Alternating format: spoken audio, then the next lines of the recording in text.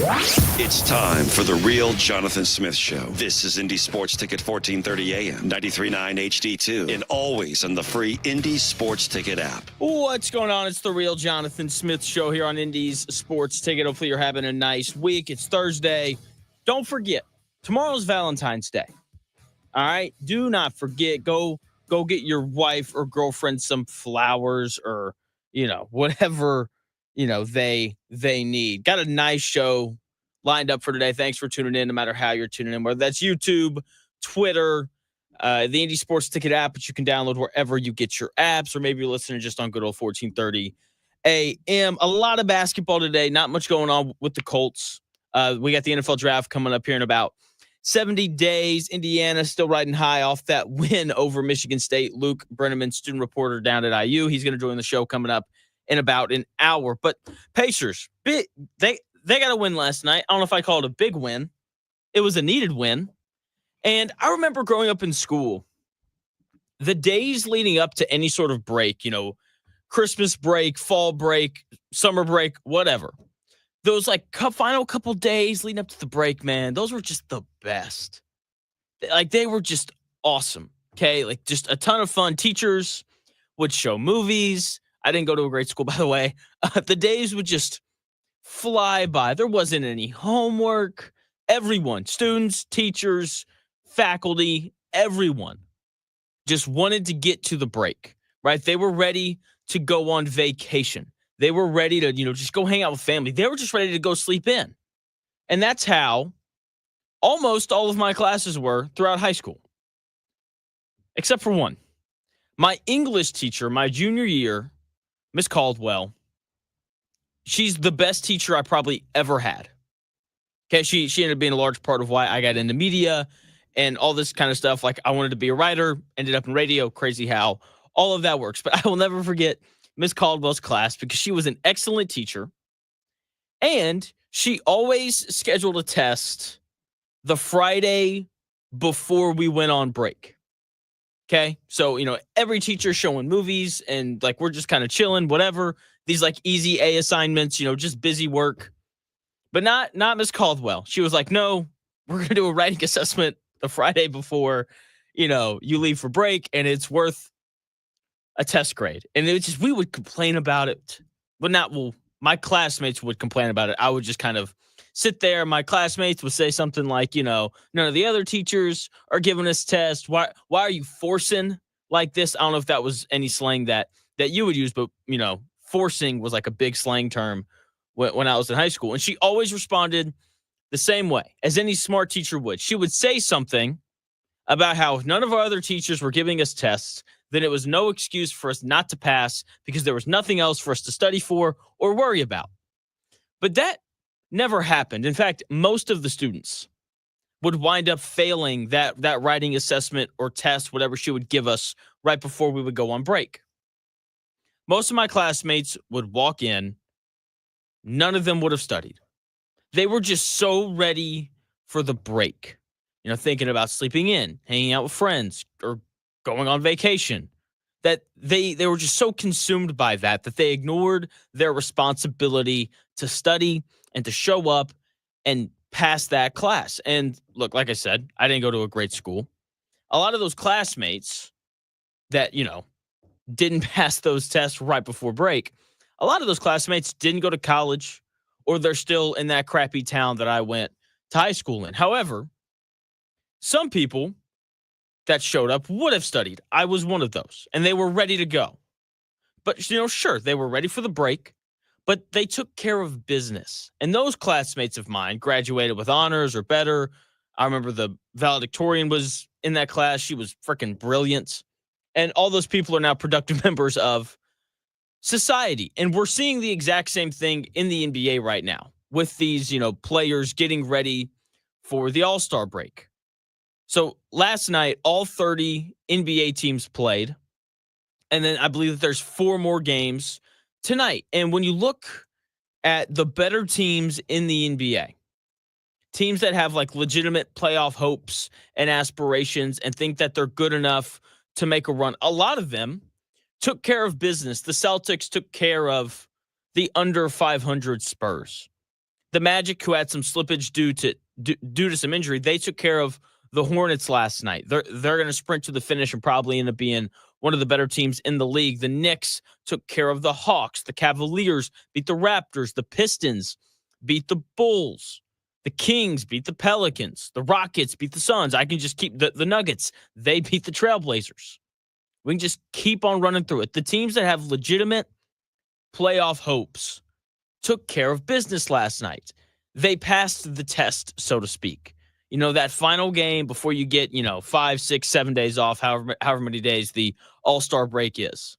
It's a hard game to show up focused for, especially when you've done a lot of the work and you're a high seed in your conference, like the Indiana Pacers. And last night, it seemed like the Pacers were going to fail that test of being able to be locked in and ready to go in every single game that they play. But I guess at halftime, Rick Carlisle was like, hey, you guys know this game counts, right? Like, do we really want to lose to the 9-44 Wizards, who are now 9-45 because the Pacers were able to pull that game out? I mean, seriously, like, I guess the Pacers realized that they didn't want to go into their long break after losing to the worst team in the NBA. It took overtime, but the Pacers found a way to win that game. The first half was incredibly ugly. Like, one of the things that I really like about this Pacers team is they usually play hard, and they did not play hard in that first half last night. I'm talking, I saw some of the laziest closeouts you'll see.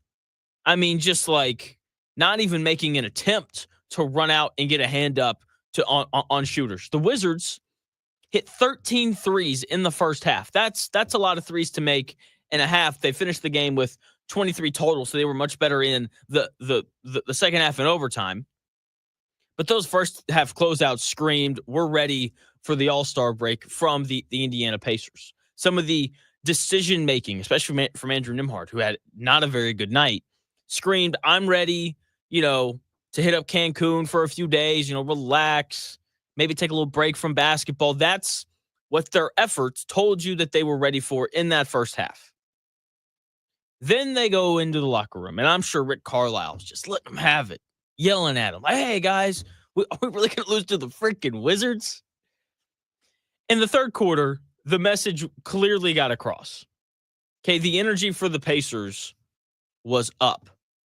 They closed out to shooters better. Okay, the issue is the Wizards were already in a rhythm because they'd already hit 13 threes. They hit over half of their three-point shots in that first half. So they continued to hit shots because they had already established a rhythm. But the other thing, one of the other things that I love about this Pacers team is how deep they are. If you don't play with energy and effort, there's someone else on the bench who probably will and is ready to get out there and play. And the guys who struggled in the first half, like Andrew Nembhard and Aaron Nesmith, even though Aaron Nesmith felt like he played too hard, if that makes sense, like he was pressing, he was just trying a little bit too hard. He and Nembhard didn't play much in the second half, which ended up being a good thing because it opened up a little runway for a couple bench players for the Pacers to get in there and have big nights. Benedict Mathurin and Obi Toppin, both off the bench, had amazing nights. It was the first time in Indiana Pacers history that two players off the bench scored 25 points or more. Okay, Obi Toppin scored 17 points in the third quarter alone. He finished the night as the Pacers' leading scorer with 31. Benedict Mathurin gave us all, just a little glimpse of all that you need to see as to why the Pacers should keep that guy around for as long as possible. That dude is just straight up wired to score. So he comes in the third quarter. The first half was just brutal for him. He only scored, I believe, like 6 points in the first half. Okay, so he scores 11 in the third quarter. He scores 4 points early, and then he just it's like seven in like a 2-minute span, to close the third quarter. He finishes that quarter with 11. Then he scores 11 more points in the fourth quarter. And then in overtime, he got to the rim twice, made a couple tough buckets to kind of extend the Pacers' lead and not put the game out of the reach for the Wizards, but really kind of push them to the edge. Benedict Mathurin was incredible last night. No negative notes. That dude defended hard. He scored the basketball because the Pacers really needed him to. The Pacers, listen to this. Pacers were plus 21 with Benedict Mathurin on the floor last night. That's incredible, considering they only won that game by 4. This is why he's so important to them and why the Pacers can't let him out of the building ever. He can just go score, which is a really nice luxury to have at any level of basketball. To have a guy who can just say, hey, where are you? Here you go. Go get to the rim. And Benedict Mathurin's just like, okay, I will go get to the rim. And when I get to the rim, I'm just going to jump over everybody and probably get fouled. And if I don't get fouled, then I'm probably going to finish. Okay, that guy needs to be a Pacer for as long as possible. Are there some mental lapses from time to time defensively? Sure. Are there times offensively where the ball sticks to his hands a little bit too much? Yes, there are. But there are also nights like last night where he can just take a game over for a half, because that's what he did. That third and fourth quarter, especially the fourth quarter, was all him. All him. He was fantastic. And I know that he hates coming off the bench because no one likes coming off the bench. All right, especially when you've been having success as a starter like Benedict Mathurin has. But by him coming off the bench, I think that he has a little more leeway to do what he wants to do. It's also nice to have that level of a scorer on your bench. He gets to be the number one option with that group. Like TJ McConnell, great player. Love TJ McConnell.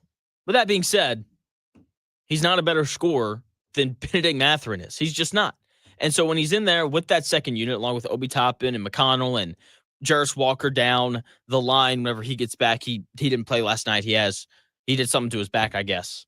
But Benedict Mathurin as the number one option with the second unit, I think fits him much better than being the third option with the starters, because that's what he is. Because Tyrese Halliburton and Pascal Siakam should, by the way, get more shots than Mathurin should. Okay, so I kind of like him coming off the bench. I just think that fits him a little bit better than starting him along with everyone else. But he and Obi Toppin coming off the bench, just playing hard and just being engaged on both ends of the floor, kept them in that game in the third quarter, because those are really the only two guys who were consistently scoring the rock last night. Pascal Siakam really struggled. I mean, just couldn't really get anything going, missed some layups. He was 5 of 16 from the floor. Andrew Nembhard had a pretty tough night. 2 of 6 from the floor. He wasn't very great. Tyrese Halliburton didn't shoot the ball great either. He was 8 of 18. He hit a couple big threes later in the game. The only two guys who really had it going consistently on offense were Obi Toppin and Benedict Mathurin, two guys who came in off the bench and just absolutely lit it up, combined for 59 points. Okay. It was just really impressive what those two guys did. Like they were so impressive that I didn't even notice when Tyrese Halliburton, the best player on the Indiana Pacers, I didn't even notice when he was on the floor in the third quarter, because of how much Mathurin and Toppin were taking care of the offensive side of the ball. And then, to Halliburton's credit, in the fourth quarter, in overtime, he hit a couple big shots, and they were able to close it out. Just a really impressive night from Mathurin and Toppin, getting this team to 30 wins on the season. They are the 4 seed with about 30 games left to go. They're, I believe, a game ahead of the Milwaukee Bucks. We're going to come back from the All-Star break, and we're going to get this awesome sprint to the finish. And I think it's going to be so much fun to watch. Basketball after the All-Star break is always just a ton of fun. Their first game back is going to be a week from today, Thursday, February 20th. They get Memphis at home. It's a tough 3-game stretch coming out of the All-Star break, so it's a great time to have a break. They get the Grizzlies at home, they get the Clippers at home, and then they get the Nuggets at home. So tough 3 games coming out, but all winnable nonetheless. When we come back here in about 4 minutes, I got a little bit more on Myles Turner. Kevin Durant, etched himself in basketball history a couple nights ago. I want to touch on that. And then Braden Smith, earned some pretty high praise from one of the assistant coaches at Michigan. I've got that audio coming up here at some point, but when we come back here in about 4 minutes, Myles Turner and his importance to the Indiana Pacers.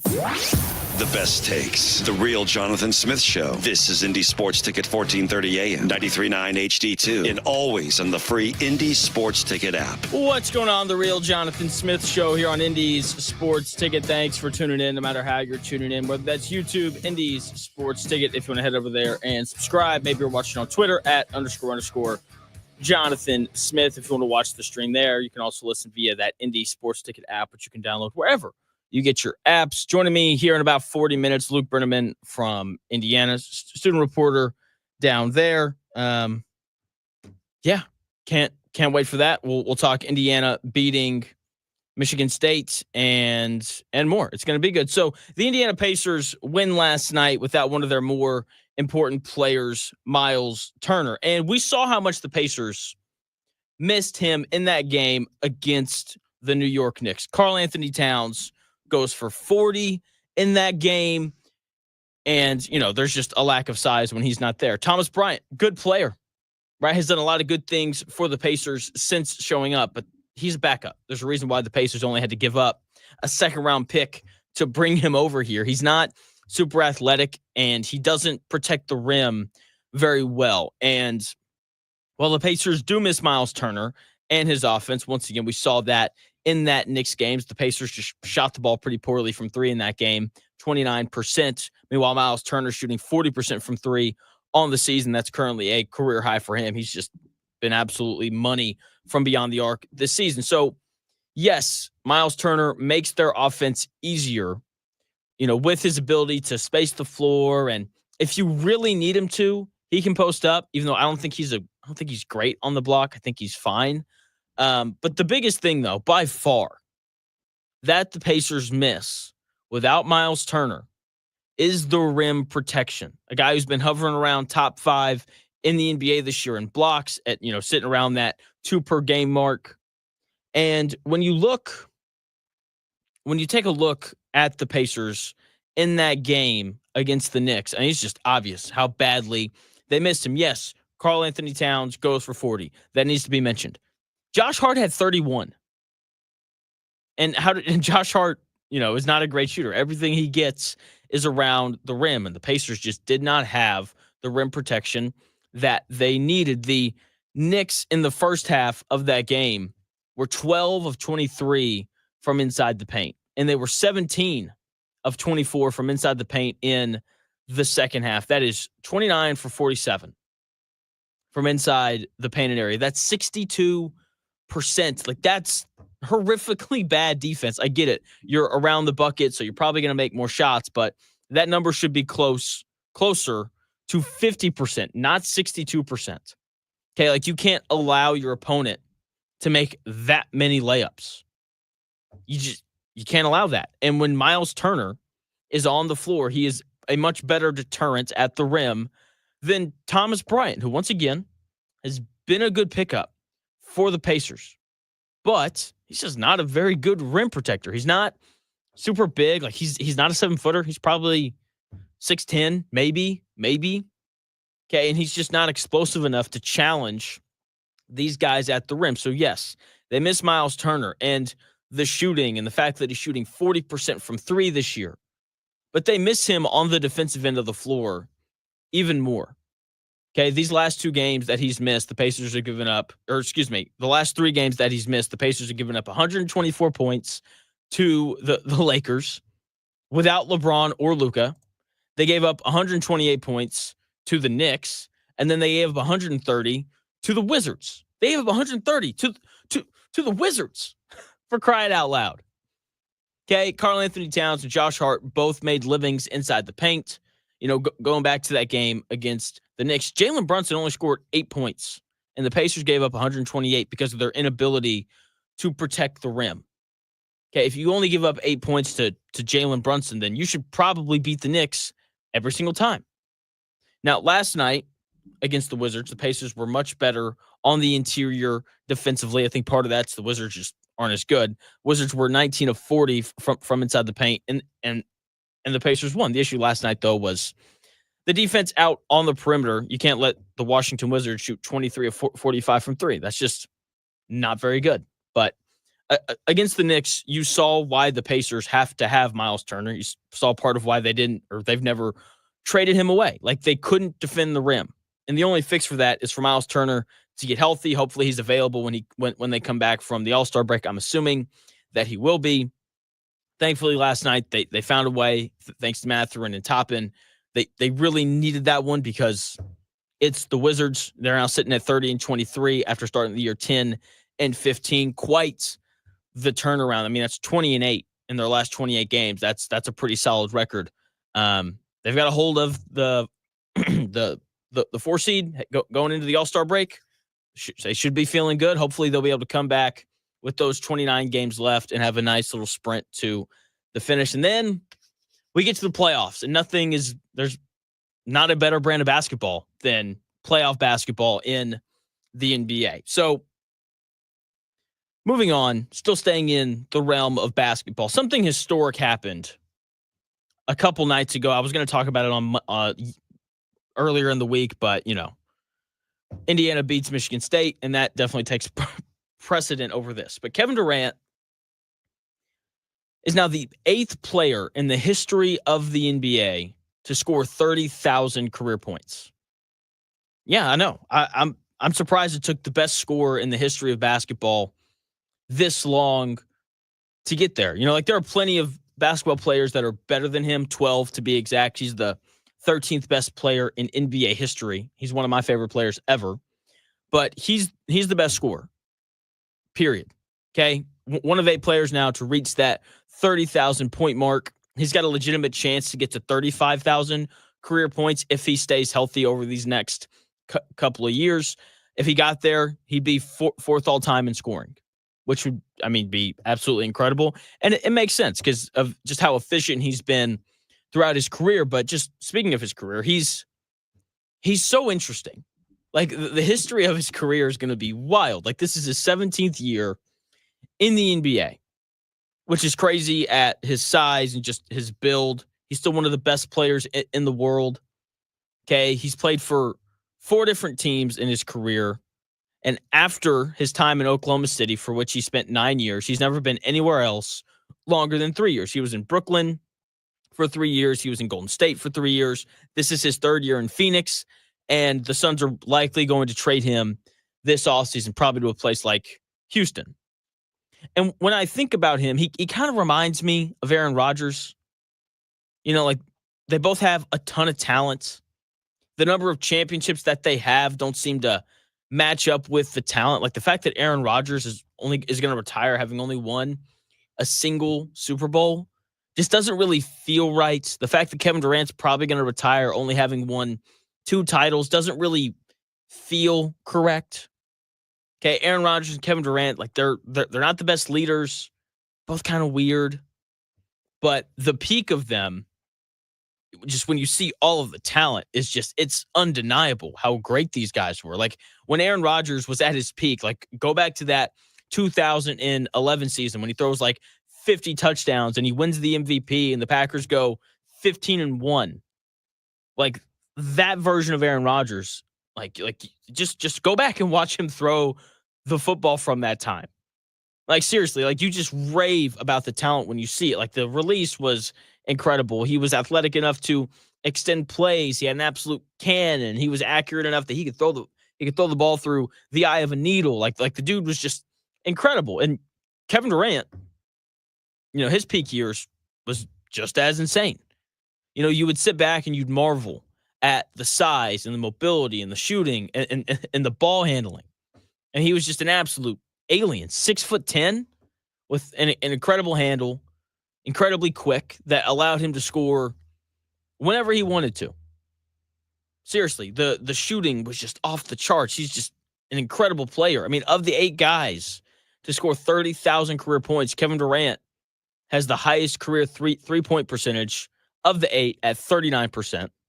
When you look at the other 30,000 point scores of the ones that consistently took jump shots, so Michael Jordan, Kobe Bryant, LeBron James, okay, of the ones that consistently took jump shots, Kevin Durant is one of 2 to have a career field goal percentage at 50%. He's the best free throw shooter of the 8 at 88% for his career. He's a dang near 50-40-90 guy for his career.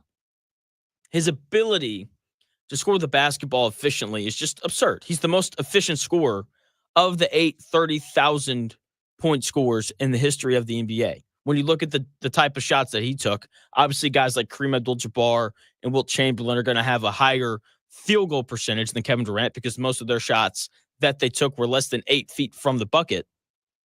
But Durant's only a few percentage points lower, despite taking shots from all over the floor, off the catch, off the dribble. in the post, just one-on-one, size up, let's go. Okay, he's the best scorer to ever pick up a basketball. And I'm very intrigued to see kind of what his legacy looks like after he retires. Okay, because I think that when people look back on his career, there won't be very many positive things to say. Part of that because, he's been competing with LeBron James for his entire career, which is just kind of brutal because that's, the second best basketball player ever. But he'll be called a lot of things. He'll be called unloyal for leaving Oklahoma City. He'll be called, like a bandwagon or something like that because he went to Golden State when things were going pretty well for them. He'll probably never get the credit that he really deserves for those championships with the Warriors. He was the best player on all of those teams. If he doesn't tear his Achilles in Toronto, then he probably three-peats. And then after he leaves Golden State, he couldn't win a title as the guy. He blew up every place that he left. The Thunder were bad after he left. The Warriors, they ended up winning another title a few years later. The Nets have been awful since he left. And when he leaves the Suns this offseason, they'll have depleted all their assets trying to win with him. So I don't fully know what his legacy is going to be, but it probably won't be as positive as it should be. Okay, he's got all the talent in the world. Once again, best scorer ever. And I will die on that hill. Okay, even though I'm sure I'll get some pushback on that. But he should be remembered as the best gun for hire ever. Okay, he's going to get traded again in the offseason. And if you have all of the pieces in place, like the Warriors did when he showed up, then your chances of winning a championship are incredibly high. Okay, he was never, the leader that Steph Curry or LeBron James or Michael Jordan or Kobe Bryant or any of those guys ever were. Okay, he's just socially a little weird, which is fine. Okay, but when you look at, the work ethic of things, right? Because that's one of the big things in basketball that, we love to talk about. Kobe Bryant doing his whole, wake up at 4 a.m., so I can work out 7 times in a day when you only work out 3 times. Like that story's, legendary. The stuff on Michael Jordan and how hard he used to work is legendary stuff. And Kevin Durant falls kind of into that group of guys who just work their freaking butts off. Okay, it's why, no matter where he's been nothing short of an incredible scorer. Okay, you won't find anyone as unique as he is in a long time. Like I've heard people compare Ace Bailey, the big guy out of Rutgers who can shoot the ball. Like I've heard people compare him to Kevin Durant. I'm just kind of like, I don't know. I don't think Ace Bailey's as athletic as Kevin Durant was. I don't think he handles the basketball as well as Kevin Durant does. Like we will probably never see again a 6'11" guy who handles the ball like a guard, shoots it with incredible touch, and finishes at the rim and protects the rim because during the middle parts of his career, he actually became a pretty good rim protector. Like you're never going to find a player as unique as him probably in a really long time. And you're probably not going to find a better scorer of the basketball than him ever either. So Kevin Durant, congratulations on reaching that 30,000 point mark. He joins 7 other guys with that incredible accomplishment. And speaking of, incredible players who can, really get after it and score and do all those things, Braden Smith, like the praise for Braden Smith just doesn't really stop. There's a clip going around Twitter, going kind of viral about what a Michigan assistant coach had to say about Braden Smith. It's pretty high praise. I've got that clip for you when we come back here in about 4 minutes.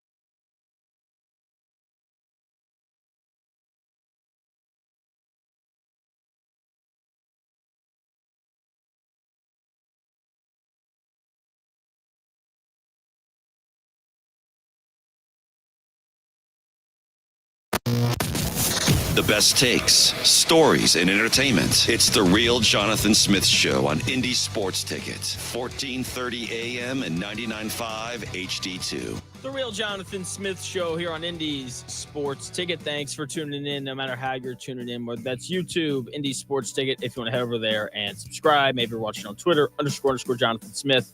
If you want to follow me there, follow the station at Ticket1430 for all the updates on my show and the Dan Dockett Show, which is live from noon to 3. You can also stream my show on that Indy Sports Ticket app, which you can get wherever you download your apps. Now, Braden Smith, just super popular. Everyone loves to talk about Braden Smith and all the great things about him. Braden Smith, best point guard in the country, blah, blah, blah, blah, blah. And we've heard Matt Painter explain multiple times why Braden Smith is as incredible of a point guard that we've seen really in the world of college basketball. We've heard him compared to Aaron Craft, a guy at Ohio State. You know, people have called Braden Smith Aaron Craft with a jump shot. Okay, Matt Painter called Braden Smith the best point guard in the country last week. He explained beautifully on Dan's show why he's so great and how competitive he is and all these things. And look, like, of course, Matt Painter is going to think that Braden Smith's the man, and he is. So, you know, sometimes when he says things, I'm just like, like, of course you think that. He's your player. But when you have an opposing coach who's been around for a long time speak highly of someone, like that to me just means a little bit more. There's a clip from this podcast that I've never heard of surfacing, you know, where one of the hosts was texting with one of the assistant coaches for Michigan. And on his podcast, he just kind of, you know, explains the conversation that he had with this Michigan assistant coach about Braden Smith. Here is that clip. Braden Smith is the best point guard I've ever coached against, not named Steph Curry. And there's some other stuff in there. And I said, what? Then he texted me back this morning. He said, I gave more thought to it. And this is what he sent. John Wall, Jalen Brunson, Tremont Waters, Devon Dotson, Joel Berry, Brandon Knight, Eric Bledsoe, Javon Carter, Deuce McBride, Trae Young, Steph Curry, Frank Mason, Devontae Graham, Monte Morris, Tyrese Halliburton, Jeff Teague. I've coached against all of them. Steph is the only one who at the time in college has been better than Braden Smith. That is insane. Insane praise. That's Braden a good Smith list. Right now is third for player of the year behind obviously Broom and Flag. He's third. He is firmly third. He's ridiculous. But that's just, even if you want to disagree with Boynton on that, he's the one who's actually had to scheme and coach against all of those point guards. And he's telling me that at college right now, with what he's doing, his value, his playmaking ability, he's the second best one to Steph Curry in college. Crazy. So that's a clip from a podcast I've never heard of. One of the hosts reading text messages with this assistant coach at Michigan who said that Braden Smith is the best point guard that he's ever coached against, not named Steph Curry. So Braden Smith is ineffable at this point. You know, when any college basketball coach says that you're better than everyone not named Steph Curry at playing the point guard position, that is just incredibly high praise, and it makes sense. You know, like the way Braden Smith controls games, sometimes he turns the ball over a little bit too much for my liking, but like I get it. You know, he shoots the 3-point shot in incredibly well. It feels like when he gets a ball screen going right, Purdue gets a good look at the basket every time. Maybe that's hitting the roller. Maybe that's him pulling up for that patented little elbow jump shot. It's incredible seeing what he does on a night in and night out basis, what he's done really since his freshman year. You know, like he's going to leave the Big Ten as one of the best point guards in the history of the Big Ten. You know, that's, a conference that's got a lot of really good point guards that have come through it.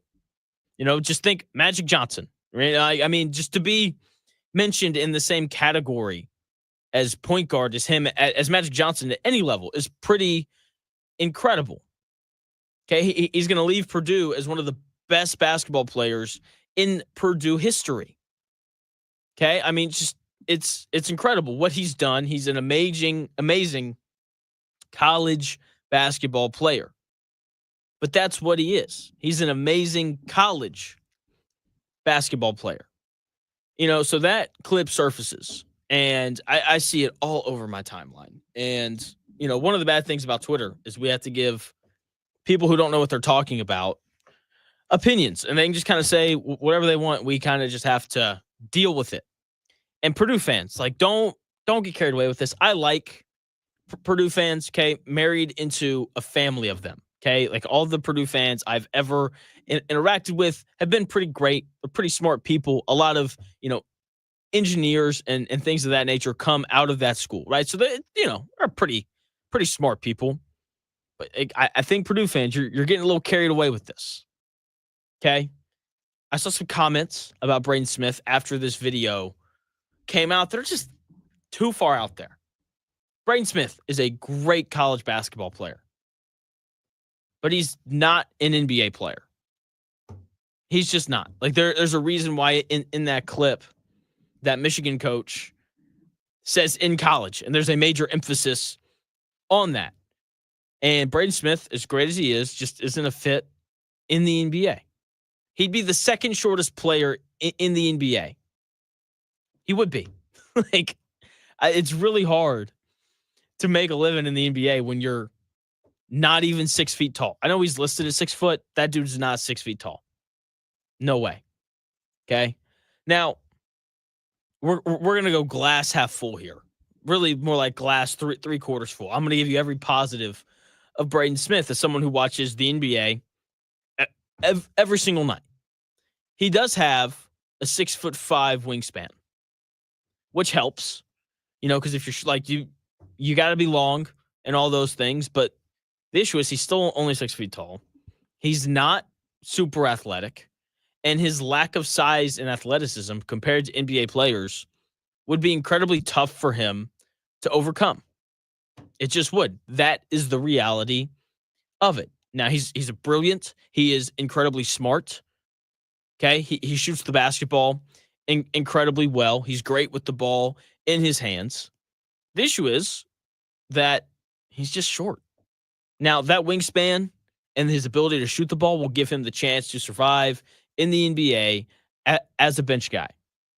But defensively, he's going to really struggle to hold a consistent roster spot, because as great as Braden Smith is, NBA teams are not going to say, okay, let's take the ball out of Tyrese Halliburton or LeBron James or Luka Doncic's or Giannis Antetokounmpo's or Jalen Brunson's hands to let Braden Smith run offense. It's not going to happen. It's not. And he's not really a 3-and-D guy either. I think he's going to wind up with a career pretty similar to Tyler Kolek out of Marquette. I don't know if you remember him from last year. Shorter point guard, got drafted by the Knicks in the, I believe, second round, if I remember correctly. And he's on a 2-way contract, bouncing back and forth between the G League and the Knicks. I think that is what we're going to wind up seeing from Braden Smith. Okay, he'll come back for his senior season. Maybe by that point, the NCAA will do the whole you can play 5 years thing. And if they do that, then he'll come back for a 5th season, because the NIL, that money he's going to be making, is going to be out the wazoo. It'll be a lot of money. And whenever he comes out, he'll be a second round pick. Okay. After that, he'll be on a 2-way deal. Like if the Pacers were to draft him, he'd spend half his time here in Indianapolis and the other half of his time in Fort Wayne or Noblesville, wherever the Mad Ants are at now. And then after doing that for a few years, he'd be like, you know what? I'm going to go overseas and just make a whole bunch of money over there and be really good and have a ton of success, because Braden Smith is a good basketball player. The issue is the size. Like that's just, like when you watch the NBA games, like all these dudes, not all of them, but most of them, like 6'7", 6'8". Like Luka Doncic is a point guard. He's 6'7". Tyrese Halliburton, 6'6". I mean, like there's just so much size and length and athleticism in the NBA that I just think we would see Braden Smith really struggle. And we've seen him struggle with that throughout his career. Just go back to that game against Auburn. Okay, he really struggled in that game because Auburn has really big guards who are very athletic. Okay, and now since that game, the Purdue has been much better. They have been. But Braden Smith scored 8 points in that game. He turned the ball over 5 times. He was 3 of 12 from the floor, and he only had 6 assists. And look, maybe it's not fair to just nitpick this game. Maybe it's not, because Auburn's the best team in college basketball right now, and I've got no doubts about that in my mind. So we'll wind up seeing, what he kind of looks like going forward. But I do think that he'll be back for another season, which is great for Purdue fans, because this Purdue team's really good. I know that they lost to Michigan. That hurt their chances of winning the Big Ten, but this is a team that could win out. Seriously, like Wisconsin at home, that game's winnable. We just saw Indiana go on the road to East Lansing and beat Michigan State. Like Purdue's probably going to beat Michigan State on the road. Okay, I'm actually very intrigued to see what Michigan State does going forward after that IU game. Luke Brenaman, he's going to join me here in about 10 minutes. IU student reporter, he's going to join the show. We're going to talk about Indiana, just the rest of the season going forward. Has the feeling on campus changed about the basketball team after this win? All that kind of stuff. But Purdue's scheduled to close out the year. Like they're still right in the thick of it to win the Big Ten, or at least to get a share of the Big Ten title. I mean, they've got 6 games left. Wisconsin at home. That game is on Saturday. That game is incredibly winnable. They go to Michigan State next. A game is incredibly winnable. Once again, if Indiana can win in East Lansing, then Purdue most definitely can. They play at IU on February 23rd, and then they've closed out their season with UCLA at home, Rutgers at home, and then they go to Illinois. Like, look, the only legitimately tough games on that stretch are Wisconsin and Michigan State. Those other 4 teams, Purdue should beat pretty easily. Or maybe not easily, but those are games that I just kind of expect for them to win. We'll kind of see what winds up happening for them going forward. But, I mean, college hoops, man, we are in the full-blown thick of it. Hopefully you've been following all year. Not a ton of great games tonight, but Saturday, it's going to be magical. My Arkansas Razorbacks are kind of rolling right now. Won again last night. We'll see. Trying really hard to not get my hopes up. But like this Saturday, the 15th, is going to be absolutely awesome. Wisconsin, they're going to Purdue. That game's going to be huge. I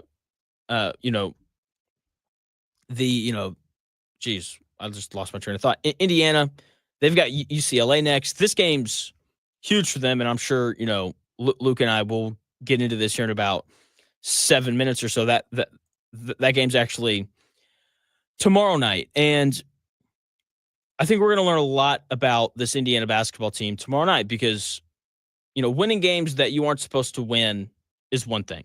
Okay, because look, like they weren't supposed to win that game in East Lansing. Everyone knows that. How do they handle success? Because sometimes, like, you win, you go to class. You got everybody kind of patting you on the back, like, hey, good win down there in East Lansing. Everyone's kind of feeling good about themselves. You show up to practice. Practice seems a little bit easier and all that other kind of stuff. And then all of a sudden, you got to deal with UCLA and Mick Cronin, a team that's going to be very well coached. They're coming into Bloomington, and I can't wait to see how this Indiana team responds. I can't wait to see how this crowd interacts with the team. Okay, after I record it, because Friday night I'm hanging out with my wife because it's Valentine's Day, and I, don't forget about that. If you're a dude out there who has a wife or a girlfriend, like, don't forget about tomorrow night being Valentine's Day. I actually got a great segment planned for tomorrow that's Valentine's Day themed. Can't wait to do that. But Luke Brenaman, he's set to join the show here in about 5 minutes or so. We're going to talk Indiana's win over Michigan State and just kind of the rest of their season starting on Friday night against UCLA. There's not a line out for that game quite yet, but I'm intrigued. I think we're going to see, I like the idea of Malik Renew coming in off the bench. It seems like he and Ballo have kind of figured some things out in terms of creating space underneath so they can both kind of operate and do their own thing. So Indiana, big game tomorrow night. Luke Brenaman joining the show here in about 5 minutes to talk about it. We're going to get into that win over Michigan State. and all of those things. It's going to be absolutely fantastic. Luke Brenaman, IU student reporter, joins the show here in about 5 minutes.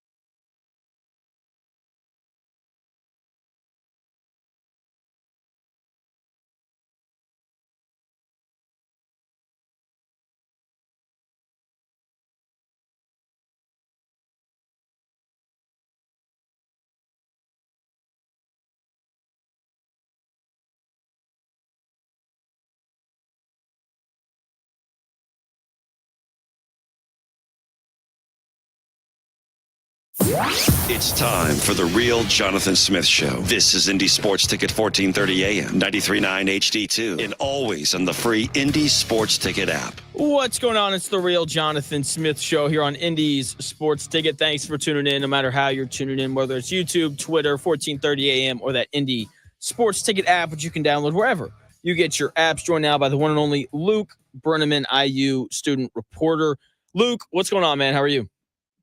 I'm doing well. We talked about over the commercial break. There's a little bit of life in Bloomington after the big win. And I think that everyone's looking forward to Friday. Hey, there's a lot of basketball left, and we've moved on from Mike Woodson. But from a sporting perspective, that's all we got right now is basketball, and that's all anyone really used to care about around here. And the fact that it might be coming back at least just a little bit to life, I'm doing good. How are you? Dude, I'm doing well. Like you said, we were talking off the air a little bit. I was like, my show's so much easier now that there's just a little bit of hope that Indiana can maybe sneak into the tournament. We'll kind of see how these next several games go because they're not easy. But what was it like on campus after the win?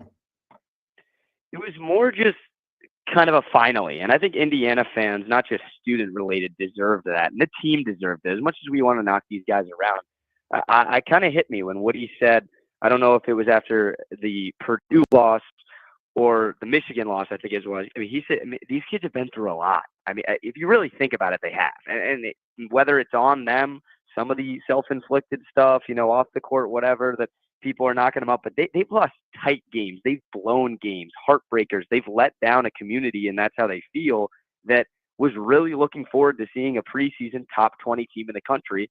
And getting a win like that, the fact that it wasn't at Assembly on the road at one of the hardest places to win, and the cherry on top is that Izzo's trying to break Bobby Knight's record, and we won that game, Jonathan. It was kind of ironic, but it was more of just, whoa, all right, like they needed this one, we needed this one, and there's certainly a lot of faith going into Friday night because this is now a massive game against UCLA. How much did the students on campus, like how much do they care about Bobby Knight holding on to that record? I don't necessarily know about the idea of holding on to the record. I think it's more of like a school thing. Like Indiana is a basketball school. We don't want to lose records, whether it's, the legend Bobby Knight or anyone. So for that matter, I think the first thing was just the magnitude of the win. If it was an unranked Michigan State team and we walked in there and got maybe a half decent win, and it's never easy to win on the road in the Big Ten, it's like, heck yeah, we held onto the record and that's the priority. But the fact that that's a top 11 win, a Q1A win for the sake of the NCAA tournament resume.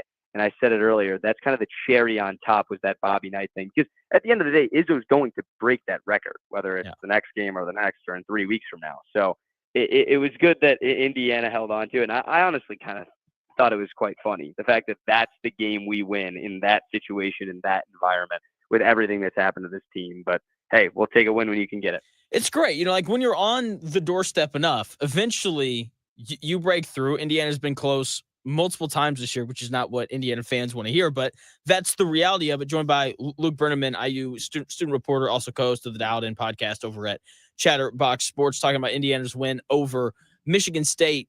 How much does this win change your thoughts on Mike Woodson? Ooh, good question. I don't really know. I can't say that one win in a conference where you play 20 games every single season is really going to change anything, at least in my eyes. And maybe that's me being critical. It's more about what makes me look at Mike Woodson is the fact that, yes, whether he was asked to step down, whatever, he is not returning next season. And you can either roll over and quit and say that, hey, you've had a terrible year. You're not going to make the NCAA tournament. You're probably going to decline a bid to the NIT if you get one. Or you can tell. They posted a video in the locker room after the win. These guys are grinding, and then they're now playing for coach, and you're now playing with nothing to lose. I'm never going to say you're playing with house money because they haven't made any house money. But for the sake of legitimately playing with nothing to lose, playing for someone, maybe playing for something a little bit bigger than just the whole Indiana student body right now, I think something special could happen. There's certainly room for it, especially with this roster and all the talent they have. There is a lot of talent. And what'd you think of the style of play for them in that game? Like, it was a lot of Renew and Ballo, which I know people aren't super fond of, but like, what were your thoughts on, I guess, the coaching job of Mike Woodson in that game? Well, if you hold a team under 70 points, you should win every single basketball game at the level that these guys are scoring at now. So check that box. 71-67 was the final. I tweeted out within the first 10 minutes of the game, Mike Woodson, this is a hell of a zone. It worked so well against Michigan during the second half comeback, and it couldn't have been a better situation. Yes, Michigan State, one of the worst three-point shooting teams in the entire Big Ten. So playing a zone is always going to be better against a team like that than, say, someone you might run into on Friday night who can spray threes from all over the place.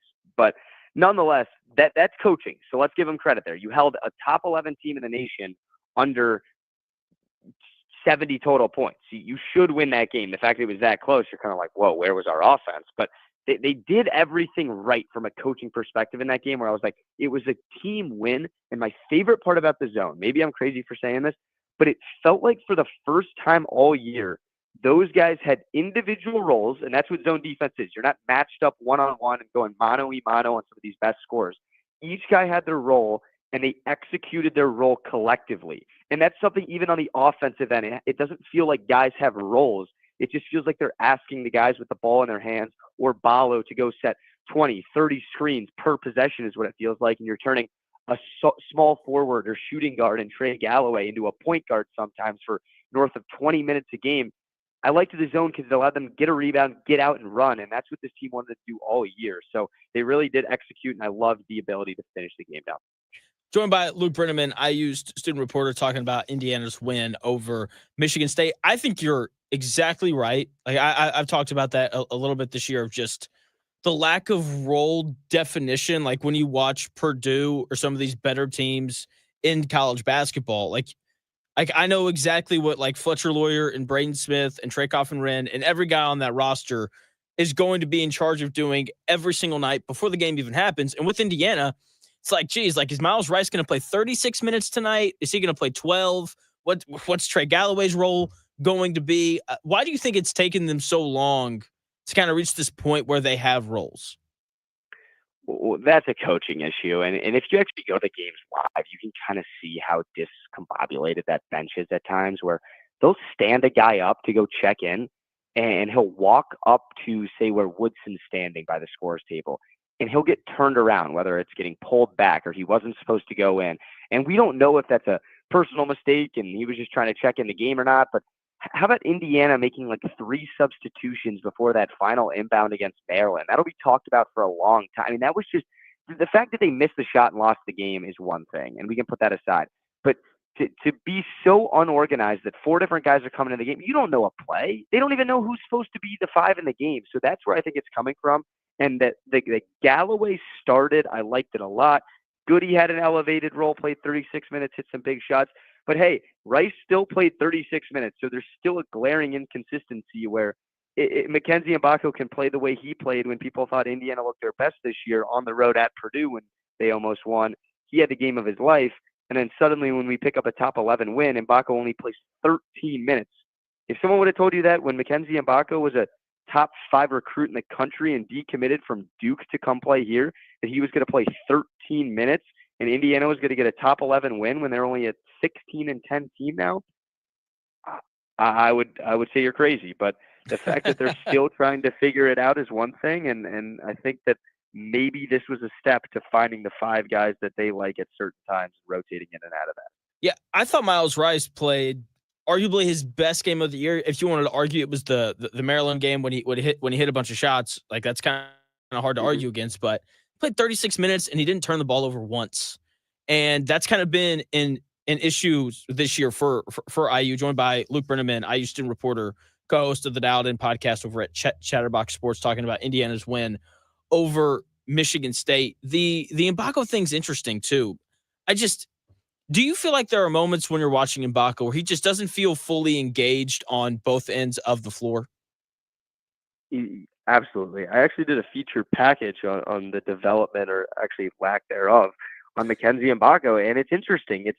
He's one of those guys that he's a rhythm scorer, and those guys are everywhere. They're recruited everywhere. They're recruited as heavily as Mackenzie was, but he hasn't found any rhythm or role on this team. When you catch a ball on the wing and you're hoisting up shots, if the first 3 go in, it looks like he decides to play defense now and then. And then it's just so tough to get a grip on him, because I'm the most surprised about the sophomore jump is what everyone highlights in college basketball.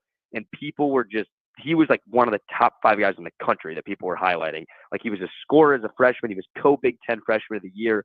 Now he's going to make that leap sophomore year where he might add in a wrinkle to the game. And I thought that wrinkle was going to be putting the ball on the deck, dribbling and creating his own shot. And it's still running him off to 2 to 3 ball screens, refuses to put the ball on the ground, not the best dribbler in the world. When he drives, he's an effective player, but he can't get to the rim at will like the scorer people thought he would be. And he's really turned into, if he makes his first 2 shots, look out, because he's a great shooter. He might go for 30, but if he doesn't, let's sit him down and he's only going to play 12 minutes against the top 10 team in the nation. Yeah, I think you're exactly right. He's streaky, and defensively, he hadn't gotten any better either. You could probably argue that he's actually gotten worse because there's just moments where it doesn't feel like he's very engaged, which is really kind of frustrating. How much optimism do you have that this team can make the tournament? Saying that I have a lot of optimism to make the tournament is separate from the idea of, I just have a lot of optimism right now about the team. I'm going to put the tournament aside because I'm just going to play the schedule game. Friday night is everything, in my opinion. You're on Fox against a UCLA team that's considered a quad 1 win at this point. And I'm not worried about Sunday against Purdue. I'm really not freaking out about it. If you lose that game, you lose it. But you're going to have to win, I think, 5 of 6 to get in the tournament. And that's with the Purdue loss.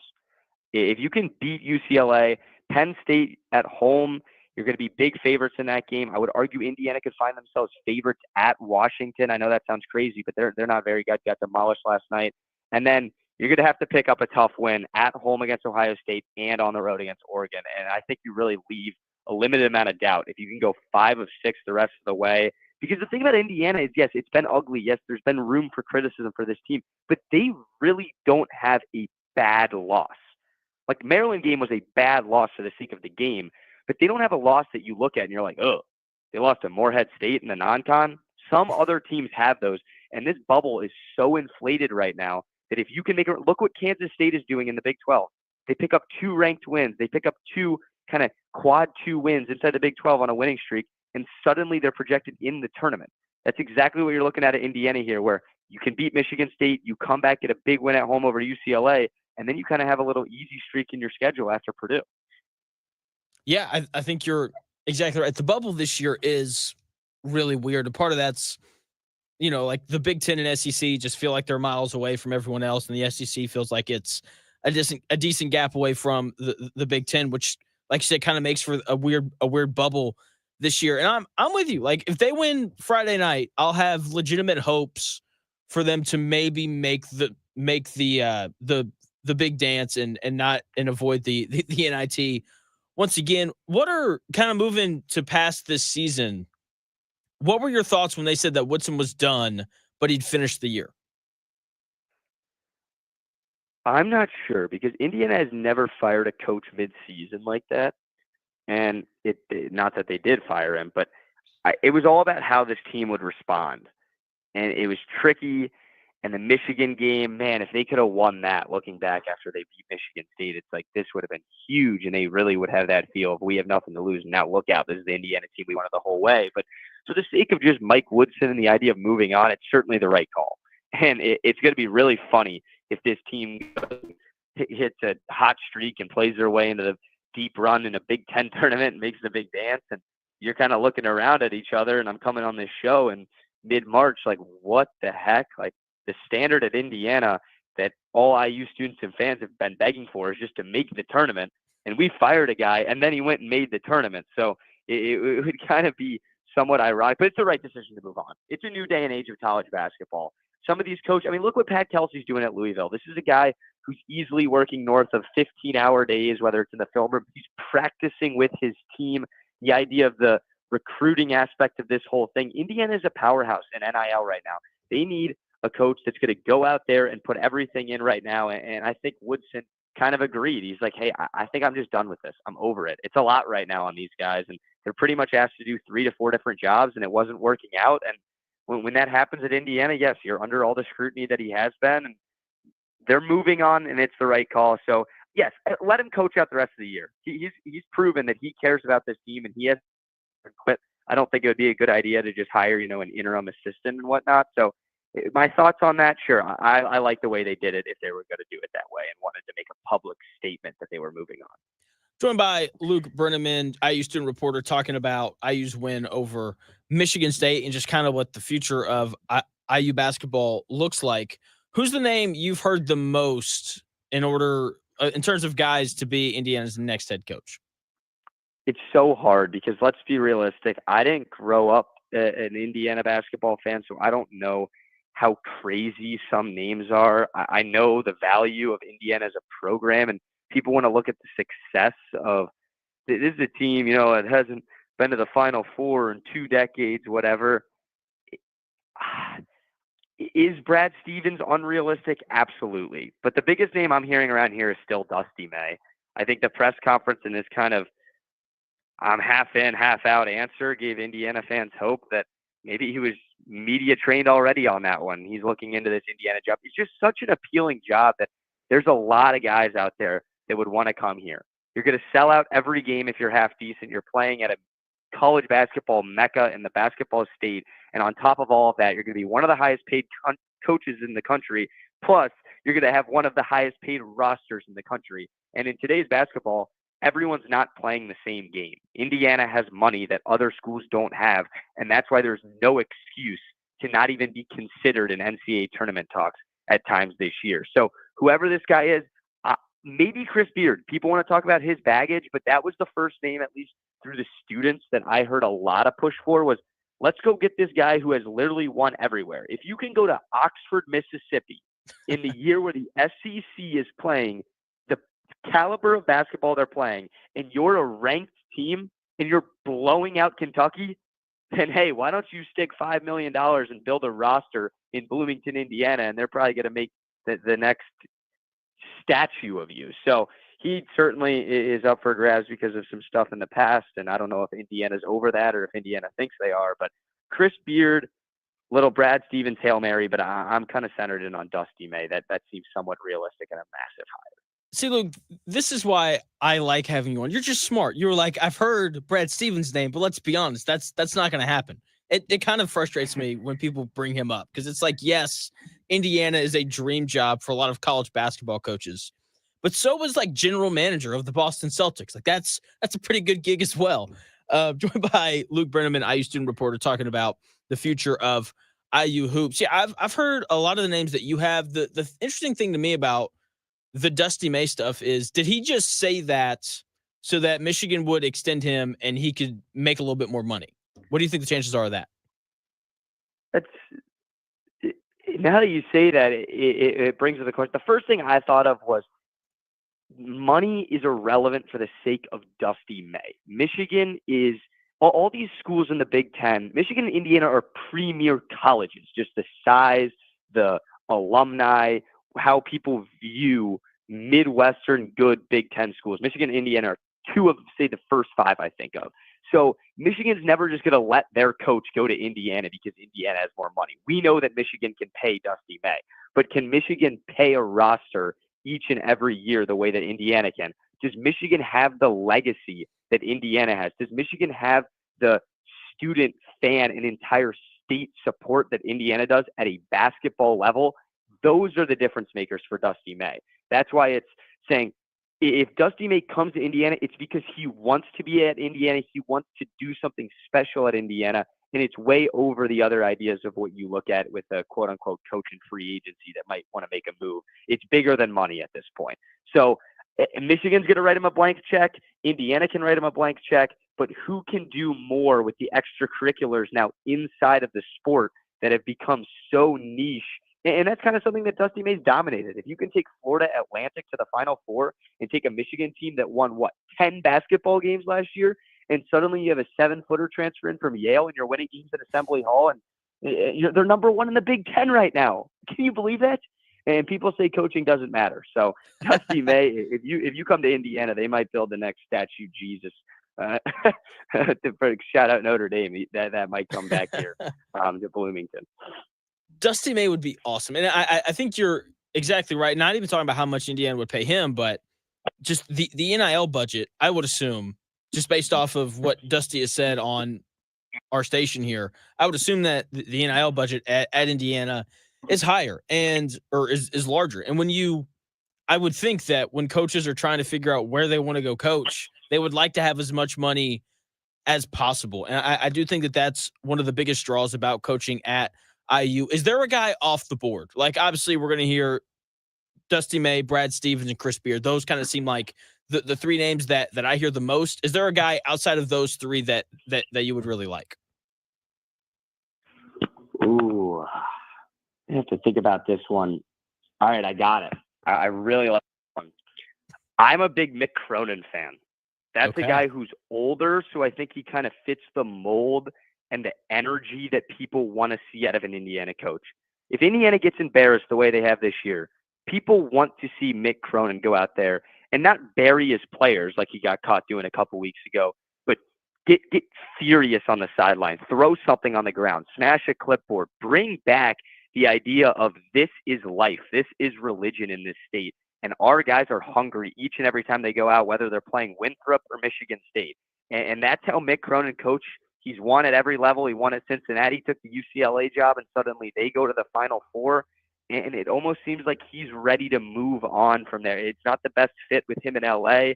People have talked about him being kind of an outside looking in candidate.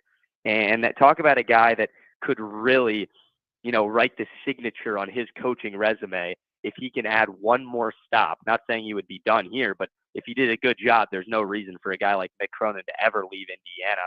So I don't hate that at all. I actually would really like it. I'm a Cincinnati guy and grew up watching Mick coach at UC and have been to actually a couple of those practices. And that's kind of one of a kind, the way that guy operates. And he's as intense as they come. He knows how to recruit. He's always been good at recruiting. And you pair that with all these finances, that maybe an outside guy, but hey, I'll throw it out there.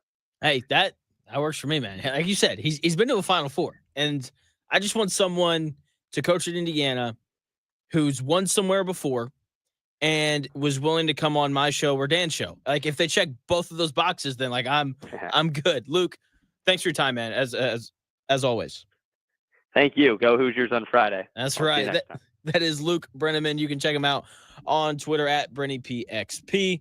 Does a really good job covering sports down there at IU. When we come back here in about 4 minutes or so, the Indiana Pacers closing out their pre-All-Star break games on the right note. My thoughts on the Pacers when we come back here in about 4 minutes.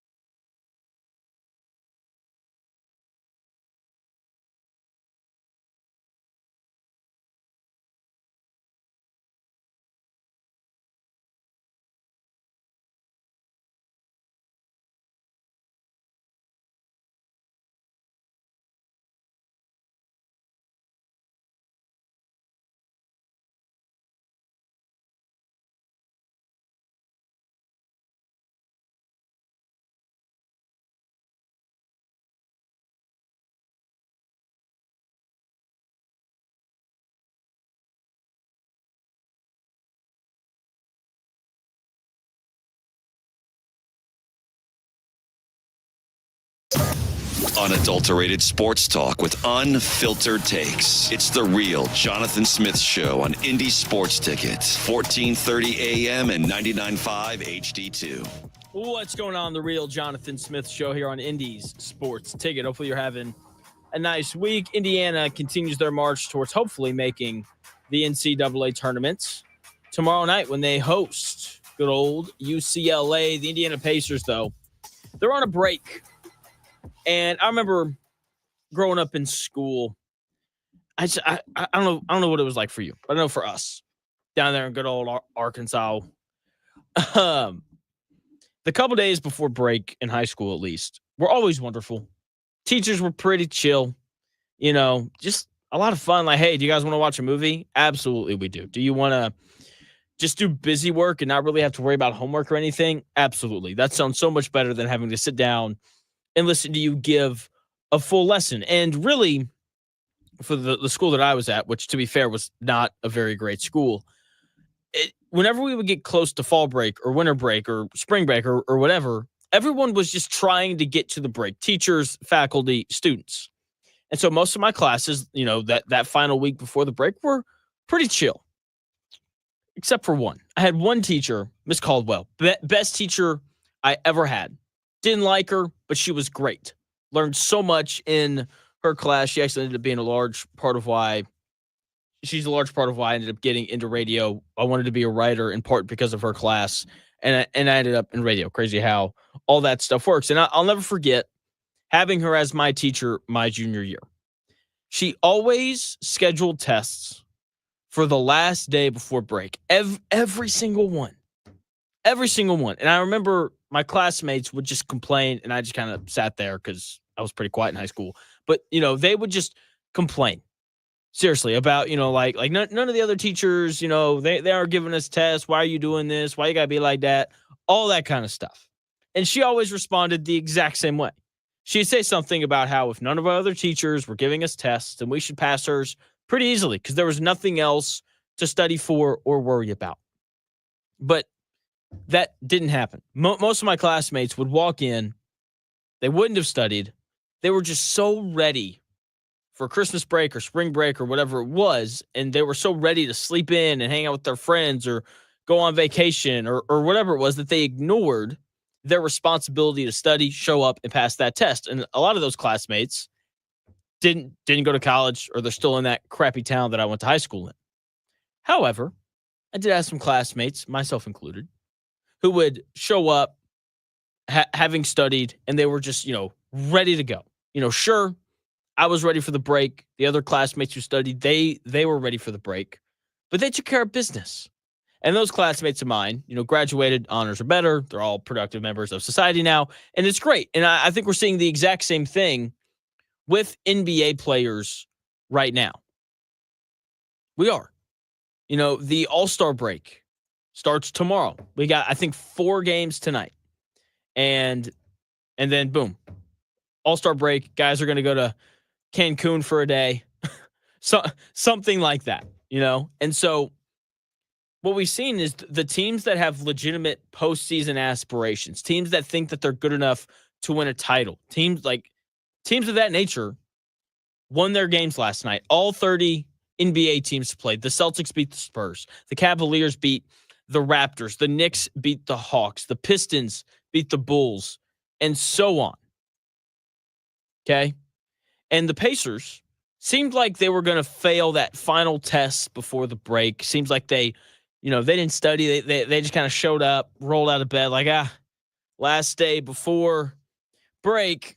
Hopefully we beat the Wizards. If not, I'll be on a plane here in the next couple hours to go see my family. It'll be great. But thankfully at halftime, they remembered that every game matters and that they actually needed to win that game to hold on to that 4 seed because the Bucks beat the Timberwolves last night. Okay. And also, I'm sure they also remember that you don't want to go on a long break after having just lost to the worst team in the NBA. Okay. It took overtime, but the Pacers found a way to beat the worst team in the league by 4 points. But hey, a win's a win. That first half was some of the ugliest basketball I've seen the Pacers play all year. They didn't close out to shooters. The Wizards hit 13 threes in the first half. They finished the game with 23 total. But those first half closeouts screamed, we're ready for the All-Star break from the Pacers. That was what the energy and the effort communicated.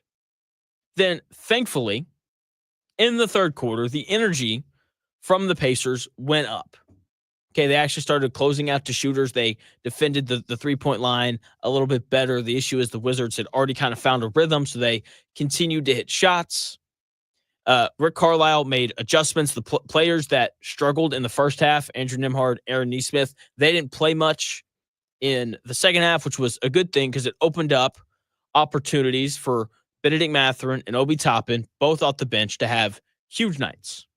Obi Toppin scored 17 points in the third quarter alone. He finished the night with 31 points, led the Pacers in that department. Benedict Mathurin gave us all the tape that we need to know why he's a Pacer and why the Pacers should keep him around for as long as possible. That dude is straight up wired to score. Okay, he scored 11 points in the third quarter, then 11 more in the fourth. He got a couple tough buckets in overtime to extend the Pacers' lead. Okay, he was awesome. One of the best games I think we've seen from Benedict Mathurin. The Pacers were plus 21 with Benedict Mathurin on the floor. That's incredible considering they only won by 4 points. That means they were minus 17 when he was off the floor. Okay, this is why he's so important for them. He can just go score. All right, and that's why the Pacers should keep him in the building for as long as they can. Because it's just nice to have guys on your team, especially when a player like Tyrese Halliburton is your best player. It's nice to have a guy who could just be like, you know what? I'm just going to go score a whole bunch here. And that's what he did last night. And I know that he hates coming off the bench, but I kind of think that that's where he belongs, not because he's a bad player, not because he's not one of the 5 best players on this team. But first and foremost, it's nice having that level of a scorer on the bench. The other thing is that he's just much better suited as the number one scoring option. And that's what he is with that bench group. Right? That suits him much better than him being the third option, alongside alongside Tyrese Halliburton and Pascal Siakam. Okay. With him as that number one option coming off the bench, he had a really good game. He and Obi Toppin are why the Pacers won that game last night. They kept them in the game in the third quarter. Like, I didn't even notice that Tyrese Halliburton was on the floor in that third quarter. I felt his presence in the fourth quarter to his credit. He hit a couple of big shots late, and he helped to close it out in overtime. But the Pacers won that game because Benedict Mathurin was awesome, and he looked like a guy who was the number 6 overall pick in the NBA draft 2 years ago, hitting threes, getting to the rim when he wanted, making just smart decisions. It didn't start off that way. He had a pretty rough first half. He only scored 6 points, but man, that second half, he just kind of took over, and he helped the Pacers survive the frickin' Wizards before the All-Star break. When we come back here in about 4 minutes, the Pacers miss Myles Turner. Braden Smith just continues to get all sorts of praise. Michigan assistant coach had quite the praise for Braden Smith. I've got that audio for you when we come back here in about 4 minutes.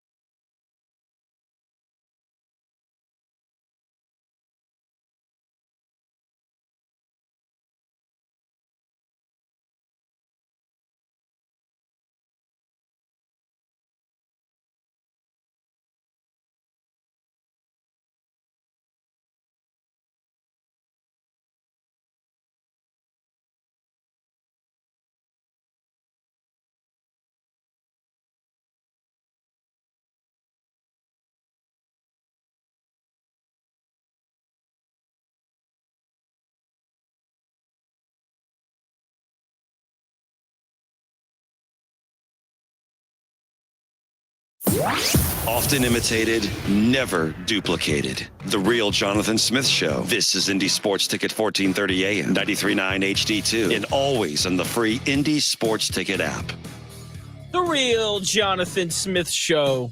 What's going on? Thanks for tuning in, no matter how you're tuning in. Maybe that's YouTube, Twitter, the Indy Sports Ticket app that you can download wherever you find your apps. But, YouTube, if you head over there, you can watch, you can comment, you can join the conversation, Indy Sports Ticket, if you want to head over there and subscribe. Now, I guess it's just like the year of Braden Smith in college basketball. Like, everyone just has to celebrate everything that Braden Smith does, and rightfully so. Okay, we have heard Matt Painter explain multiple times why Braden Smith is just an incredible point guard, and he is. Matt Painter called Braden Smith the best point guard in the country last week. Okay, he explained beautifully on Dan's show why he's so great, his ability to use angles, and he's just smart, and he's super competitive, and all of those things. And I'm always a little wary whenever a coach talks about their own player, because there's bias there. I'm not saying that what Matt Painter said was wrong, because Braden Smith's obviously the best point guard in all of college hoops. But it just means a little bit more to me when another coach says something about a player that's positive. This clip has surfaced on Twitter of this guy from a podcast that I've never heard of. He's reading text messages from one of Michigan's assistant coaches. Here he is reading messages of what the Michigan coach said about Braden Smith. Braden Smith is the best point guard I've ever coached against, not named Steph Curry. And there's some other stuff in there, and I said, what? Then he texted me back this morning. He said, I gave more thought to it. And this is what he sent. John Wall, Jalen Brunson, Tremont Waters, Devon Dotson, Joel Berry, Brandon Knight, Eric Bledsoe, Javon Carter, Deuce McBride, Trae Young, Steph Curry, Frank Mason, Devontae Graham, Monte Morris, Tyrese Halliburton, Jeff Teague. I've coached against all of them. Steph is the only one who at the time in college has been better than Braden Smith. That is insane. Insane praise. Braden Smith right now is third for player of the year behind obviously Broom and Flag. He's third. He is firmly third. He's ridiculous. But that's just, even if you want to disagree with Boynton on that, he's the one who's actually had to scheme and coach against all of those point guards. And he's telling me that at college right now, with what he's doing, his value, his playmaking ability, he's the second best one to Steph Curry in college. Crazy. That was a clip from some podcast I've never heard of, a guy reading text messages about Braden Smith and just how great of a point guard he is, saying he's the best point guard he's ever coached against, not named Steph Curry. Like, that's just incredible. Like, Braden Smith is ineffable. Like, whenever you think about how good he is at basketball, like there are no words to describe how great of a point guard he is. And the best way to do it is what that coach did, to compare him to everybody else. When any college basketball coach says that you're better than every point guard they've ever coached against, not named Steph Curry, there is no higher praise than that. Okay? Braden Smith is going to leave Purdue as one of the best point guards in the history of Big Ten basketball, which is crazy. Like he's going to be in sentences alongside the great Magic Johnson. That's crazy. That's awesome. And he's very well deserving of that praise. He's going to leave Purdue as one of the best basketball players to ever play at Purdue. Pretty incredible. With that being said, Purdue fans, please stop getting too carried away with this. I saw some comments about Braden Smith after this video that are just too far out there. Braden Smith's a great college basketball player. Great college basketball player, okay? Not an NBA guy, though. I saw it's called like Boiler Burner, something like that, talking about how trying to explain why Braden Smith is an NBA player because of his mentality.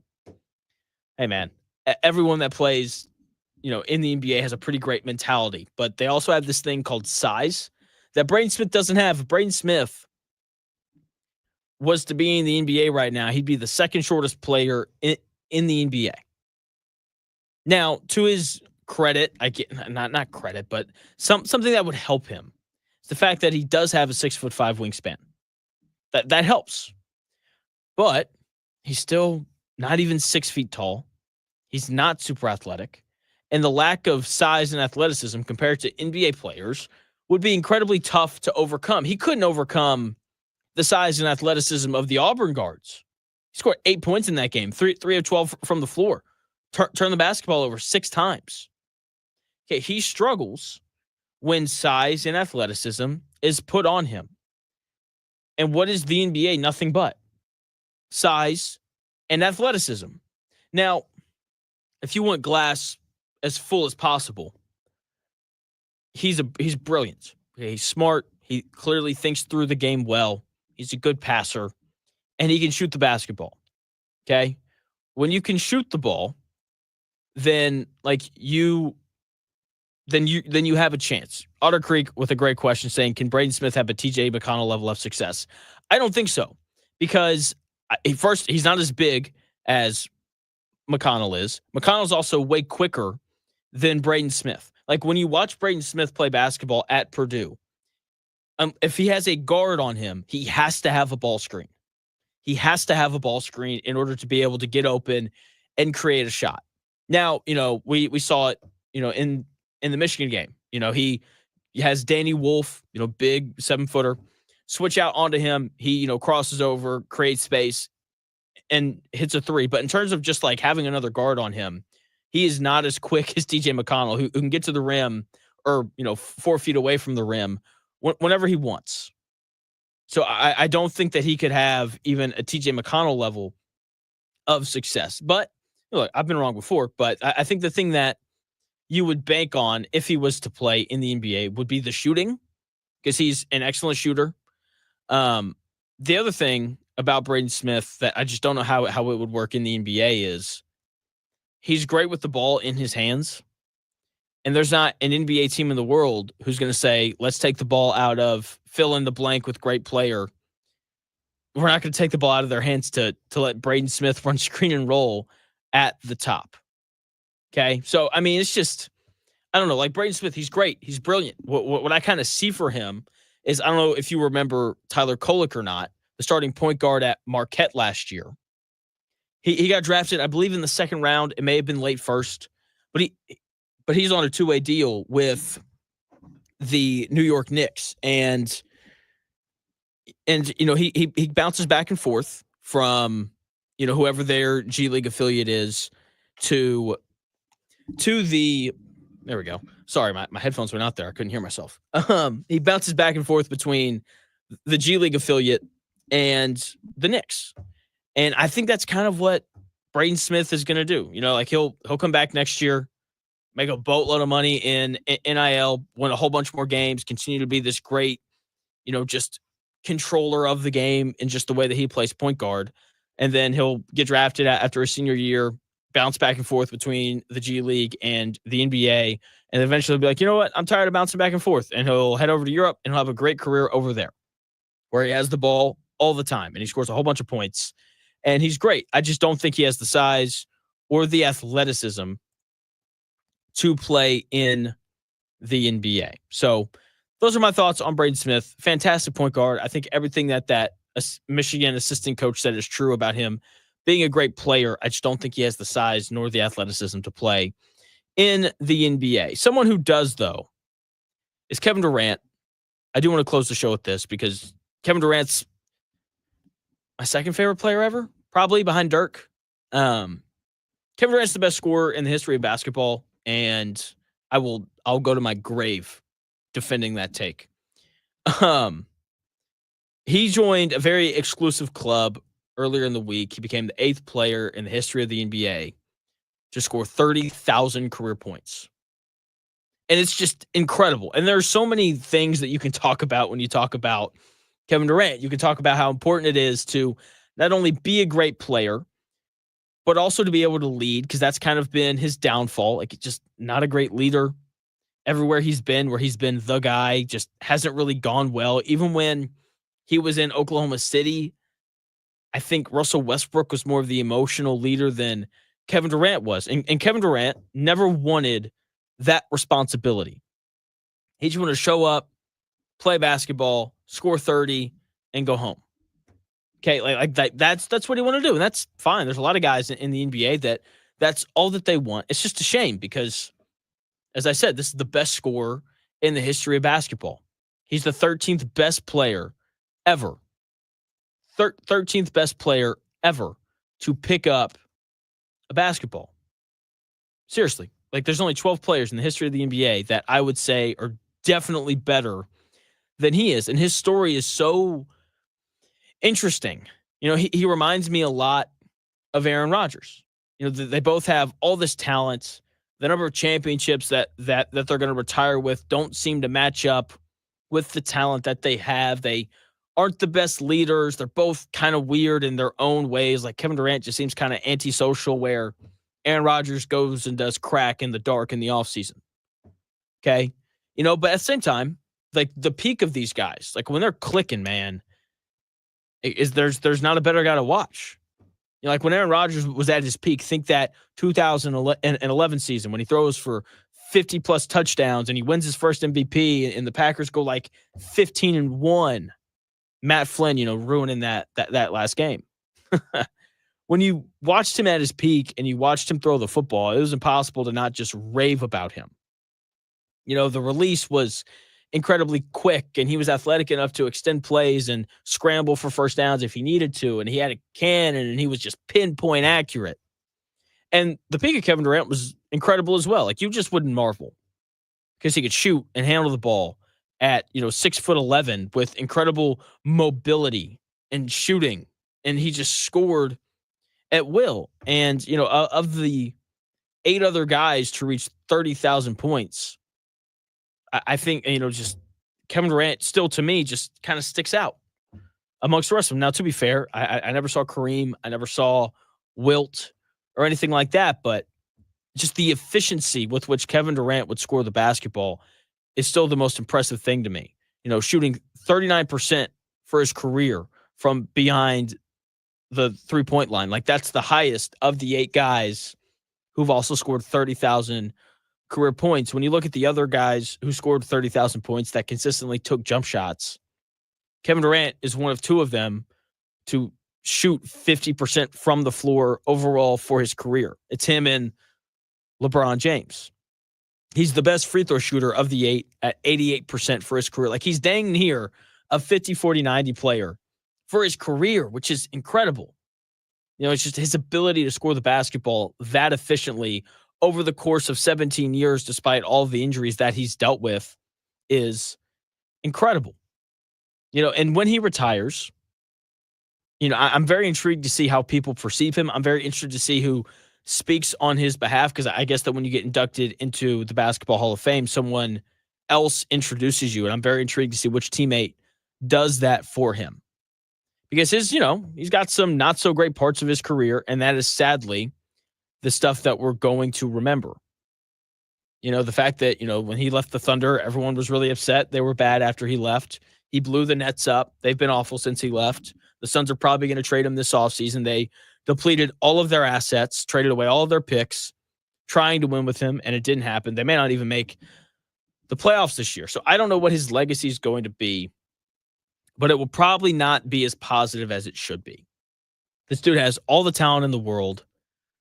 I think he's the best scorer ever, but he just didn't win enough, which is kind of disappointing. And he'll be, you know, ridiculed for that until the end of time.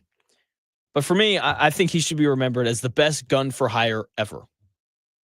Okay, because if he shows up on your team and you have all the right pieces in place, like the Nets didn't have the proper pieces in place when he showed up in Brooklyn. The Suns didn't have the right pieces in place when he showed up in Phoenix.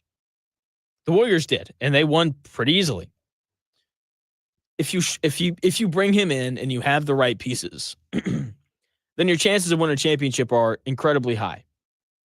Okay, like no matter where he's been, he scored a ton of points, and I don't think we'll ever find a player as unique as him in quite some time. People compare Ace Bailey to him, but Ace Bailey doesn't handle the basketball anywhere near as well as Kevin Durant does or did when he was in college playing at Texas, you know, in 2007. So that's going to do it here at the Real Jonathan Smith Show. Thanks for taking the time out of your day to tune in to the show. Tomorrow's Valentine's Day. I got some Valentine's Day themed thoughts that are going to be really good, really fun, really entertaining. So don't miss that. My show goes from 10 to noon. The Dan Dockett Show comes your way next. Got a big slate for him. Coach Mike Lewis at 1, Mick Cronin at 1:30, and then the great Fran Fraschilla at 2. You're not going to want to miss any of those interviews. The Dan Dockett Show comes your way here in about 5 minutes.